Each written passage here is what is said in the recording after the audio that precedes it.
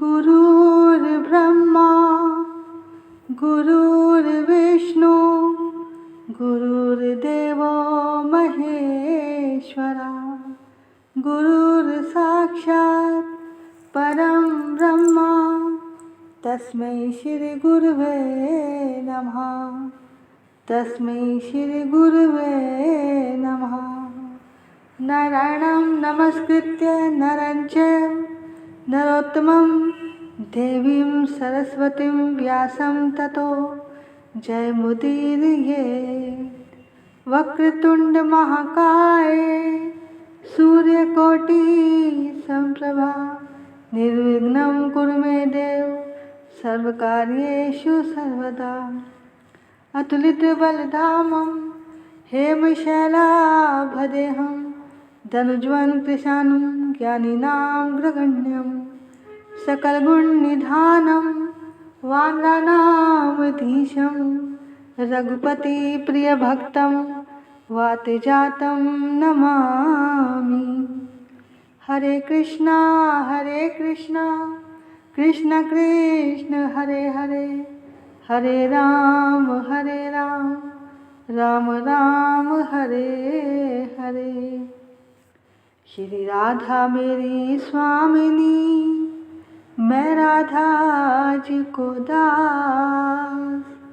जन्म जन्म मोहे दीजियो श्री वृंदावन वास। जन्म जन्म मोहे दीजियो श्री वृंदावन वास। सब द्वारन को छोड़ के आई आप जी के द्वार। हे वृषभानु की लाडली जरा मेरी ओर निहार। जरा मेरी ओर निहार। श्री कृष्ण गोविंद हरे मुरारी हे नाथ नारायण वासुदेवा। श्री कृष्ण गोविंद हरे मुरारी हे नाथ नारायण वासुदेवा। हे नाथ नारायण वासुदेवा। हे नाथ नारायण वासुदेवा। श्री कृष्ण गोविंद हरे मुरारी हे नाथ नारायण वासुदेवा। भजो निताई गौर राधे श्याम। भजो हरे कृष्णा हरे राम। भजो निताई गौर राधे श्याम। भजो हरे कृष्णा हरे राम। भजो निताई गौर भजो निताई गौर भजो निताई गौर राधे श्याम। भजो निताई गौर राधे श्याम। भजो हरे कृष्णा हरे राम। भजो हरे कृष्णा हरे राम। भजो हरे कृष्णा हरे राम। सभी प्रभु प्रेमियों को मुझ कृष्ण प्रिया किशोरी दासी की ओर से वृंदावन से राधे राधे राधे राधे प्रणाम वंदन। बोलिए राधा रानी सरकार की जय। वृंदावन धाम की जय। सद्गुरुदेव महाराज की जय। बांके बिहारी लाल की जय। राधा वल्लभ लाल की जय। राधा रमण लाल की जय। चराचर में बसने वाले परमात्मा की जय। दिव्य कार्तिक मास की जय। प्रभु प्रेम देने वाले मास की जय। जय जय श्री राधे। जय जय श्री राधे। जय जय श्री राधे निताई गौर हरि बोल। देखो, ये इतना सुंदर महीना है कार्तिक का, जो चाहो वही मिल सकता है। आपको इतना पावन और पवित्र महीना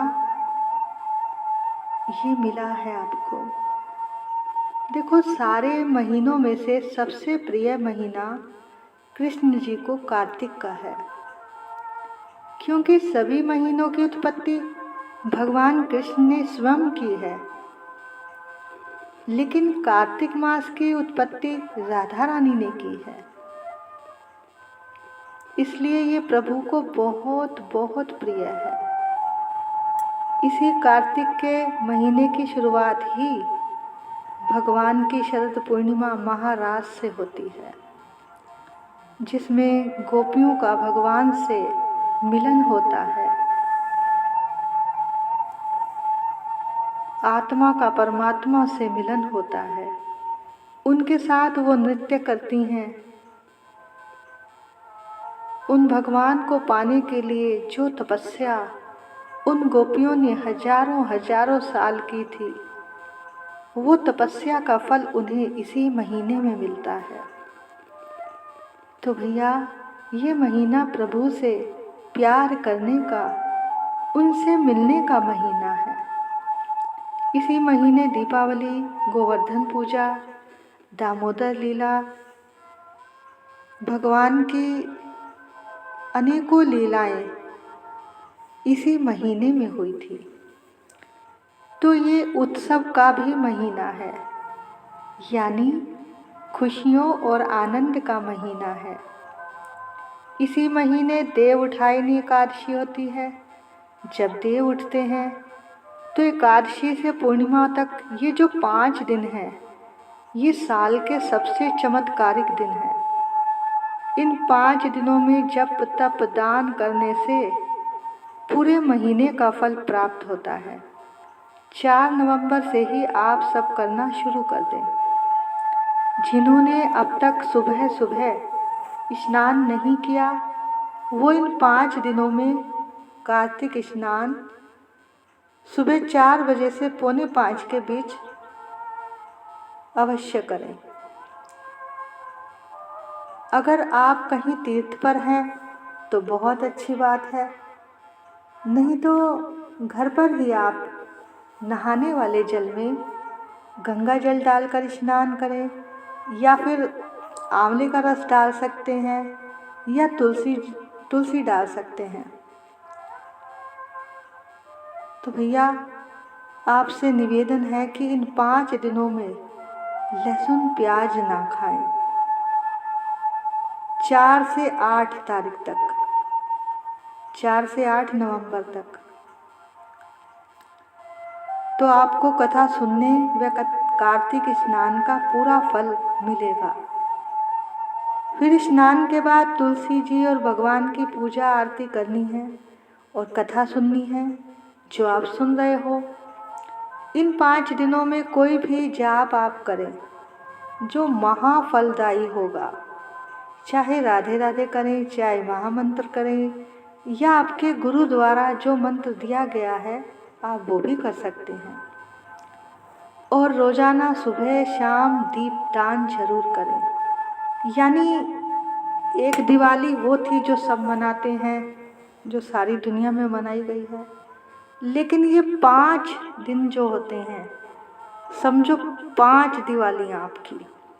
वैसे तो ये पूरा महीना ही दिवाली का ही महीना है, लेकिन ये जो 5 दिन है ना, इसमें इतने दिए जलाने हैं, इतने दिए जलाने हैं कि आपके जीवन में जितना भी अंधेरा है वो सब दूर हो जाए। तो भैया, इन 5 दिनों में तुलसी पर, मंदिर पर, अपने घर के मुख्य द्वार पर भी 2 दीपक जलाने हैं, और मंदिर के घर में भी, मंदिर में भी, और रोजाना कुछ ना कुछ दान अवश्य करते रहें। और हो सके तो जमीन पर सोए इन 5 दिनों में। तो भैया ये जो 5 दिन हैं ये आपको फिर से मिल गए हैं, एक अवसर फिर से मिल गया है। केवल 5 दिन, जो भी आपका नियम छूट गया हो तो वो सब इस 5 दिनों में पूरा कर लें। कहते हैं अगर किसी की शादी ना हो रही हो तो इन्हीं 5 दिनों में वो अगर तुलसी पर श्रृंगार का सामान चढ़ाए, चुनरी उड़ाए, सिंदूर चढ़ाए तो उसकी शादी अवश्य होती है। और लड़की है तो तुलसी जी पर चढ़ाए, और लड़का है तो वो विष्णु भगवान के मंदिर में दीप जलाए और उनका पूजा करे और उनकी आरती करे और भोग लगाए। और इन दिनों में तुलसी पहले ही तोड़कर रख ले और तुलसी जी की परिक्रमा जरूर लगाए। आंवले का सेवन रोजाना करें और 4 परिक्रमा आपने करनी है। तो जो भी इन दिनों इस महीने में आपका नियम छूट गया है वो इन 5 दिनों में आप अवश्य पूर्ण कर लें। ये सुंदर अवसर आपको मिला है। और जिसने इस महीने की शुरू की कथा नहीं सुनी है वो भी उन कथाओं का रसपान जरूर करें, पिछली कथाएं भी सुने। और इन दिनों में आप इन कथाओं को जितना भी आप शेयर करेंगे आगे, और भी लोग अगर सुनेंगे तो उनका भी कल्याण होगा। देखो अपना कल्याण तो सभी कर लेते हैं, पर जो दूसरों का कल्याण करे वो असली भक्ति है। कहते हैं आपके द्वारा जितने लोगों को ये कथा पहुँचेगी वो सुनेंगे तो उनका 6ठा हिस्सा पुण्य का आपको भी मिलेगा। तो आपको कितना लाभ है?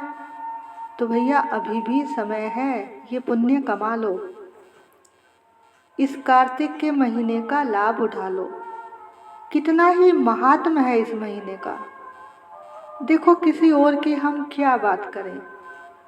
अब से 7 वर्ष पूर्व हम और हमारी माताजी इसी महीने, इस कार्तिक के महीने में ही वृंदावन आए थे। कार्तिक के महीने में रहने के लिए यहाँ पर आए थे। तो तब ठाकुर जी और किशोरी जी की ऐसी कृपा हुई कि उन्होंने हमें अपने चरणों में ही रख लिया और वृंदावन का वास दे दिया। तब से आज तक यहीं हैं और आगे भी यहीं रहेंगे। उनकी कृपा से कहीं बाहर नहीं जाते, उनकी कृपा से ऐसा हुआ। तभी तो बता रहे हैं भैया कि ये कितना दिव्य महीना है जिसमें राधा रानी अकारण ही कृपा करती है, अपना प्रेम बरसा रही है। तो भैया आप पर भी वो कृपा अवश्य करेंगी, अवश्य करेंगी। राधे किशोरी दया करो, श्यामा लाडली कृपा करो, दया करो, कृपा करो, श्यामा प्यारी दया करो, राधे किशोरी कृपा करो। मौसम दिन ना कोई जग में, मौसम दिन ना कोई जग में, तनिक दया की दृष्टि धरो, राधे तनिक दया की दृष्टि धरो, राधे किशोरी दया करो। सदा दयालु दीन पे राधे सदा दयालु, दीन पे राधे यही आस लिए द्वार खड़ो, राधे यही आस लिए द्वार खड़ो, राधे किशोरी दया करो। विषम विषय और ज्वाल भाल में, विषम विषय और ज्वाल भाल में विविधता तापन जूझरो, राधे विविधता तापन जूझरो, राधे किशोरी दया करो। कब हो तो बरसाओगी करुणा, कब ही तो बरसाओगी करुणा, यही विश्वास लिए मैं पढ़ो, प्यारी यही विश्वास लिए मैं पढ़ो, राधे किशोरी दया करो। श्यामा लाडली दया करो, दया करो, कृपा करो, दया करो, कृपा करो, राधे किशोरी दया करो। श्यामा लाडली कृपा करो, कृपा करो। आइए अब आज की कहानी की ओर चलते हैं। प्राचीन समय की बात है, एक गांव में दो बहनें रहा करती थी। एक का नाम गंगा और दूसरी का नाम यमुना था। एक बार दोनों बहनें एक साहूकार के खेत से गुजर रही थी, तो यमुना ने 13 दाने जौ के तोड़ लिए, जिसे देखकर गंगा बोली कि बहन, तुझे तो ग्रहण लग गया, तूने चोरी की है। तो यमुना ने पूछा कि इसका दोष कैसे खत्म होगा। गंगा ने बताया, तुझे 12 साल साहूकार के यहाँ नौकरी करनी पड़ेगी। यमुना साहूकार के यहाँ जाकर बोली कि मुझे काम चाहिए। साहूकार ने हाँ कर दी। तो वह बोली कि मेरी एक शर्त है, मैं 4 काम नहीं करूँगी, बर्तन नहीं धोऊंगी, झाड़ू नहीं लगाऊंगी, बिस्तर नहीं बिछाऊंगी और दिया नहीं जलाऊंगी। धीरे धीरे समय बीतता गया, 12 साल पूरे हो गए। तभी उस साल कुंभ का मेला लगा। तब साहूकार भी मेले में जाने लगा। तो यमुना ने कहा कि मेले में मेरी बहन गंगा मिलेगी, तुम उसे ये मेरा एक सोने का टका दे देना, इससे वह अपने हाथों में सुंदर चूड़ियाँ पहन लेगी। साहूकार ने कुंभ के मेले में वो सोने का टका गंगा को दे दिया। गंगा ने साहूकार से कहा कि मेरी बहन यमुना को कहना कि उसके 12 वर्ष पूरे हो गए हैं, अब वो वापस आ जाए। साहूकार व साहूकारनी जब घर वापस आए तो यमुना मटके में पानी भर रही थी। उन्होंने कहा कि तेरे अब 12 वर्ष पूरे हो गए हैं, अब तुम वापस आ जाओ। इतना सुनते ही यमुना सहस्त्र धारा में बदल गई और बहने लगी। यमुना जी का ये रूप देखकर साहूकार और साहूकारनी बहुत हैरान हो गए और सोचने लगे कि हमसे कितना बड़ा अपराध हो गया। हमारे घर में यमुना माता ने इतने दिन काम किया, हमें तो अब ग्रहण लग गया, अब हम ये ग्रहण कैसे उतारेंगे। ये सुनकर यमुना भागकर गंगा के पास चली गई। गंगा ने यमुना से पूछा कि तुम कुछ साहूकार और साहूकारनी को कहकर आई हो? तब यमुना बोली कि मैंने तो उन्हें कुछ भी नहीं कहा। तब गंगा बोली, तुम वापस जाओ और उन्हें धीरज देकर आओ, नहीं तो वो जीवन भर पछताते रहेंगे। गंगा के कहने पर यमुना माता ने साहूकार और साहूकारनी दोनों को सपने में दर्शन देकर कहा कि तुम उदास क्यों पड़े हो, जाओ खाओ पियो मौज करो। तब वो दोनों बोले, हमें तो ग्रहण लगा है, हमने आपसे बहुत से पता नहीं क्या क्या काम करवाए हैं। तो यमुना बोली कि तुम्हें कोई ग्रहण नहीं लगा है, ग्रहण तो मुझे लगा था। मैंने तुम्हारे खेत से 13 दाने जौ के चुराए थे।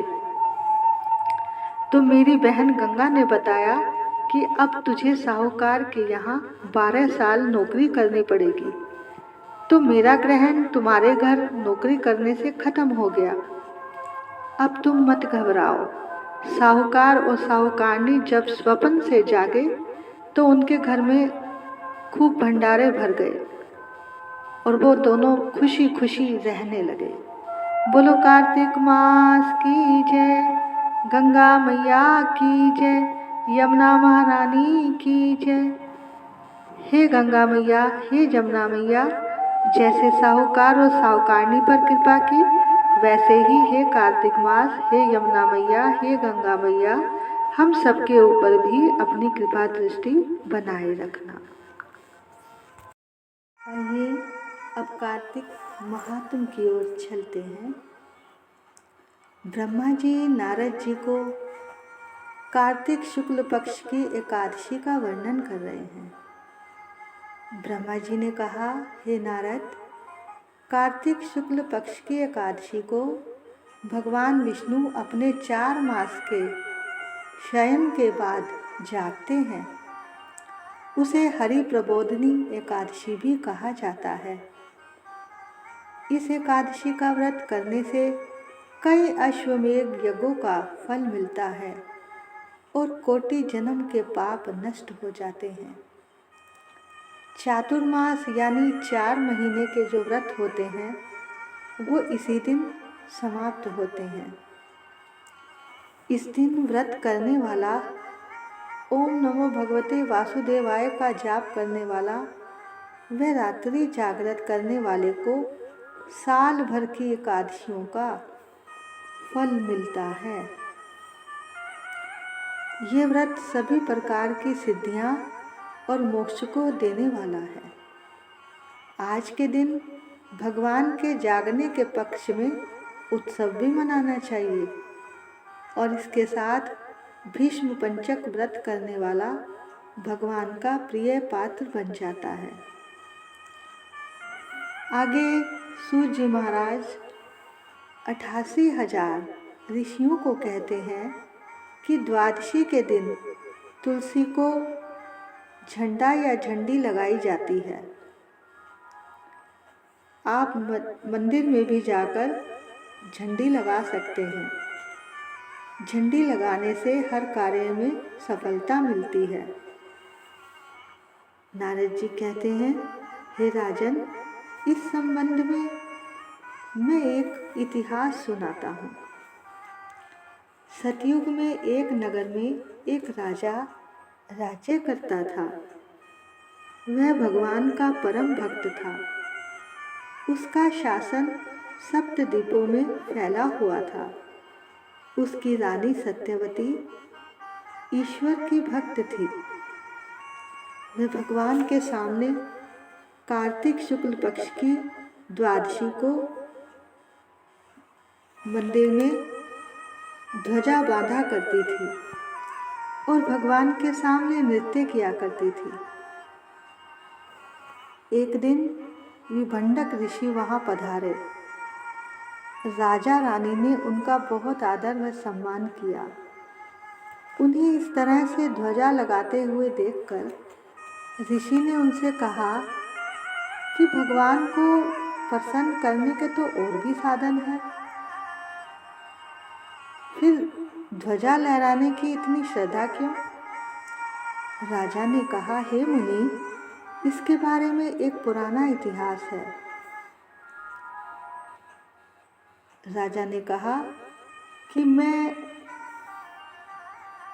एक मालिनी नाम का ब्राह्मण था पूर्व जन्म में। मैं ब्राह्मण होते हुए भी सबसे ईर्ष्या द्वेष करता और बुरे कर्म करता था। मेरे बंधु बांधवों ने मेरा त्याग कर दिया था। अब मैं वन में जाकर विष्णु भगवान के एक टूटे फूटे मंदिर में रहने लगा। मैं उस घने जंगल में जीव जंतुओं को मारकर अपना पेट भरा करता था।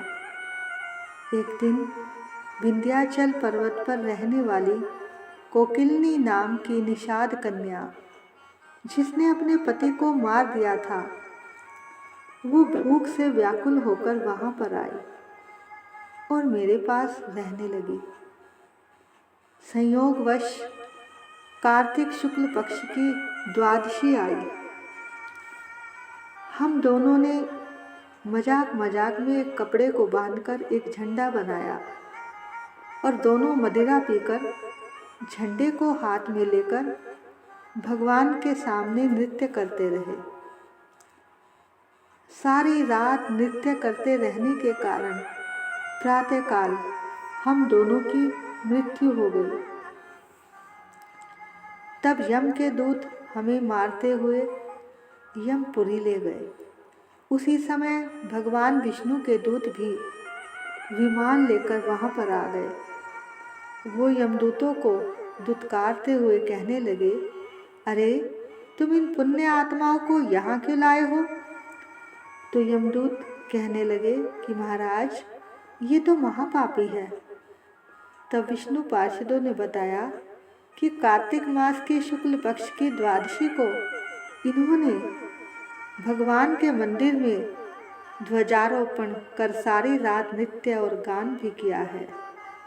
वहाँ इन्होंने झंडा लगाया है, जिससे इनके सारे पाप नष्ट हो गए हैं। भले ही इन्होंने अनजाने में ही ये सब पुण्य कार्य किया है। तब उन्होंने बताया कि इसके पश्चात हमें विष्णु पार्षद विमान में बिठाकर वैकुंठ में ले गए। अपनी कथा समाप्त करते हुए राजा ने कहा कि हे मुनि, जब अनजाने में ध्वजा लगाने का इतना महत्व है, तो अगर श्रद्धा से शुक्ल पक्ष की द्वादशी को सच्चे हृदय से अगर ध्वजा लगाई जाए तो उसका कितना ही फल होगा। उसके फल का तो वर्णन नहीं किया जा सकता। इतनी कथा सुनकर वो ऋषि वन में तपस्या करने के लिए चले गए। हे कार्तिक महाराज और विष्णु भगवान, जैसे आपने इन सबका कल्याण किया, वैसे ही कथा सुनने वाले सबका आप कल्याण करना, सब पर अपनी कृपा दृष्टि बनाए रखना। तो भैया, आप सब भी अब जो कार्तिक शुक्ल पक्ष की एकादशी आ रही है, उसको सब एकादशी का व्रत रखना। आपने कथा में सुना ही होगा, आज यही सब कुछ बताया गया है कि अगर इस आने वाले एकादशी का व्रत आपने रख लिया तो साल भर के एकादशियों का फल मिलता है। और एकादशी का व्रत ऐसे ही रखा जाता है जिस तरह से आप नवरात्रों के व्रत रखते हैं। और इस द्वादशी को यानी एकादशी से जो अगला दिन होता है उसे द्वादशी बोलते हैं। तो इस द्वादशी को ध्वजा लगाने का बहुत ही महत्व है। आप घर पर ही लाल कपड़ा लेकर उस कपड़े की छोटी छोटी झंडियाँ बना ले, उसे गोटा किनारी से सजाकर एक तुलसी में लगा लें, किसी मंदिर में लगा लें, अपने घर पर लगा लें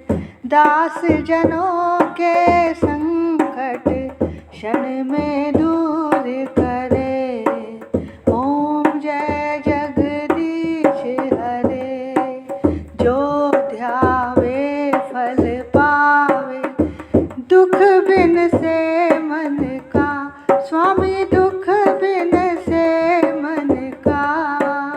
सुख संपत्ति घर आवे, सुख संपत्ति घर आवे। कष्ट मिटे तन का।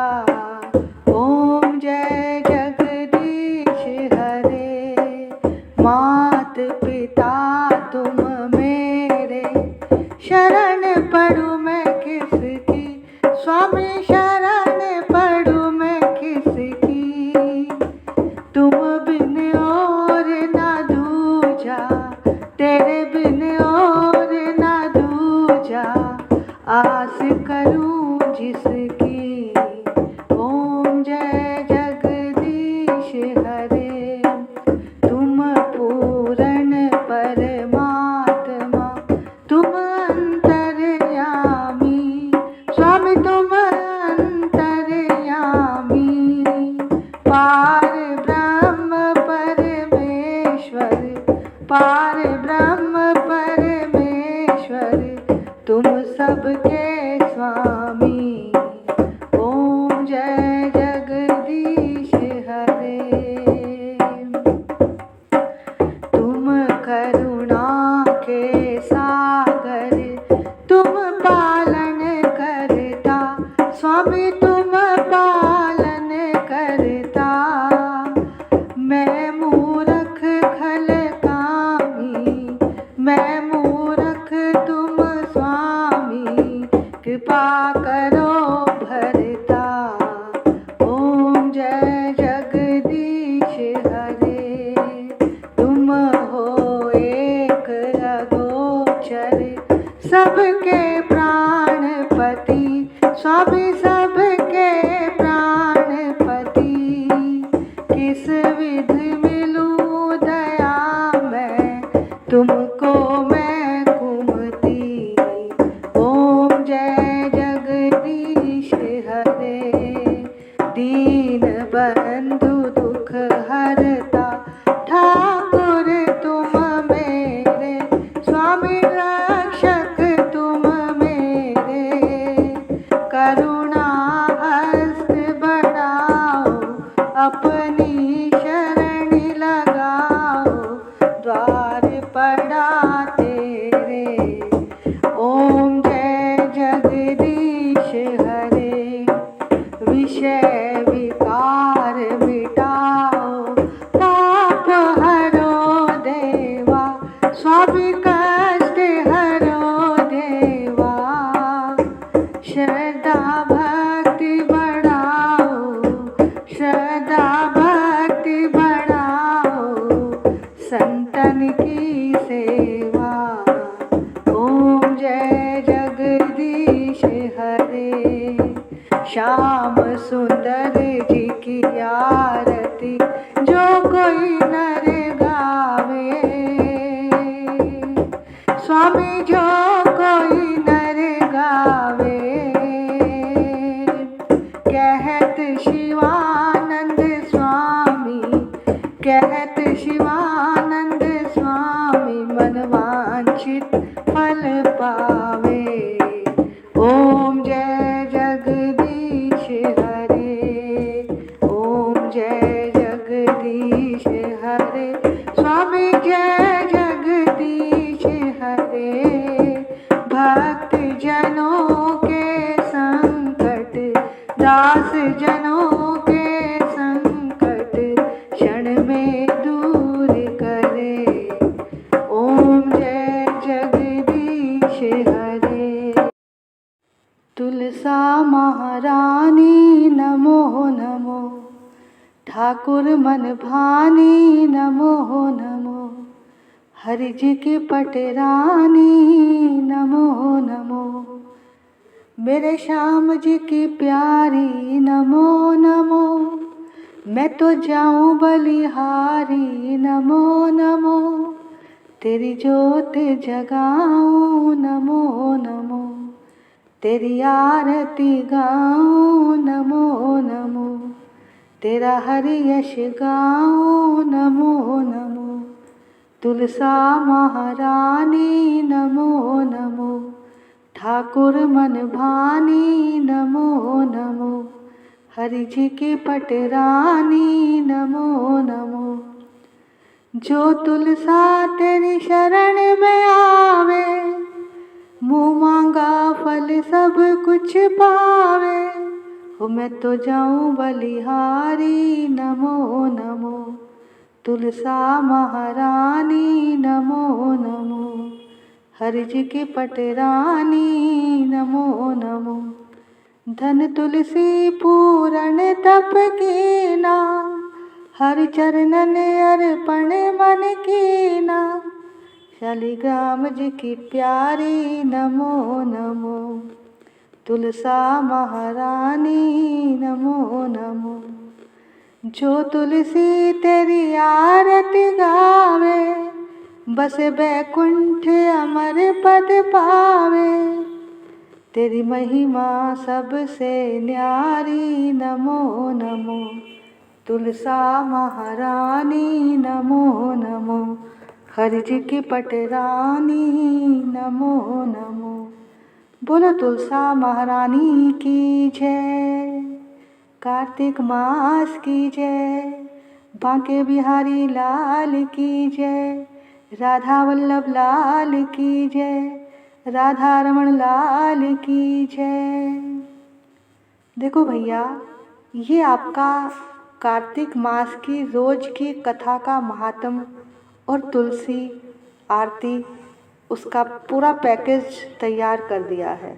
बस आपको रोज़ सुबह ब्रह्म मुहूर्त में उठना है, उठकर स्नान करना है और इस कथा को बड़े ही प्रेम से और भाव से सुनना है। इसके बाद तुलसी जी की पूजा और आरती करनी है। और जैसा कि यहाँ कथा के बाद सब कुछ दे रखा है आपकी सुविधा के लिए, और बस आपने करना क्या है, आपका क्या व्रत और नियम है, आप बस प्रेम से इस कथा को सुनना, बैठकर आराम से सुबह ब्रह्म मुहूर्त में, और उसके बाद अपनी आरती की थाली सजाकर बैठना। और जब इसमें आरती बोली जाए तो आप भी पहले ठाकुर जी की आरती करना और उसके बाद तुलसी जी की पूजा और आरती करना। इससे आपकी सारी पूजा पूर्ण हो जाएगी।